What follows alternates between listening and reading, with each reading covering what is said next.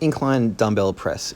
The cues we use for this are the same as flat bench, same as shoulder press. Let's go through it. To set up correctly, we want to tilt the seat upwards a little bit. If your bench can do that, good. And the bench itself needs to be at about a 30-degree angle. It's also extremely important to wear the correct t-shirt to show off all of our muscles. Before you sit down, put the weights on your thighs down near your knees. Sit down, lay back, and then we use our hips to kick them up. Let's see that again. So dumbbells on your legs near your knees, and I'm going to tilt forward and then swing back for some momentum, kick them up, push them up through my hips, and we're off. I've got my feet tucked back underneath. I'm pushing down with my heels. I'm lifting my chest, but I'm trying to keep my bum on the bench. Now, it's a little tricky lifting your chest and keeping your bum down, but like if your bum is coming up, then essentially this is no different to a flat press. So make sure you keep your bum down into the bench. Now, here's a different angle just so you can see. What do we see from this angle?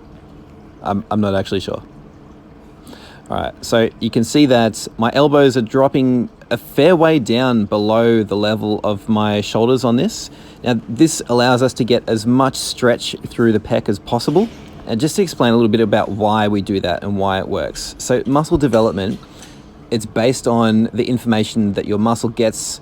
Your muscle gets that information, sends it to the brain, and there's a process where the receptors in those muscle fibers detect how much force is going through them, and then that's what starts the whole process of laying down extra muscle fibers. Without going into too much detail, the more stretch and the more load that you put through a muscle, the more it will want to get bigger. So that's what we're doing. We're stretching the muscle through as much of its range as what we can, while safely loading it with as much weight as what we possibly can. Now, the position in which you load the muscle the strongest is the point of change of direction. So in this exercise, that change of direction is when we've lowered it the whole way down and then we begin to push it back up. And that also coincides with the point of greatest stretch. So clearly that is the point of like the best stimulus for that muscle. This is my favorite and pretty much only variation of dumbbell pressing that I use apart from flat.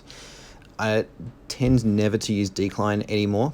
And just a quick reasoning for that is because when we do our standard like barbell bench press, if we've got a good arch, then we're gonna be getting those lower pec muscles anyway. So there's not much point in doing a decline specific press.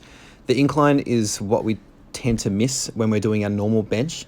So if you are doing barbell bench press and you want to develop your upper chest, you need to be doing an incline movement.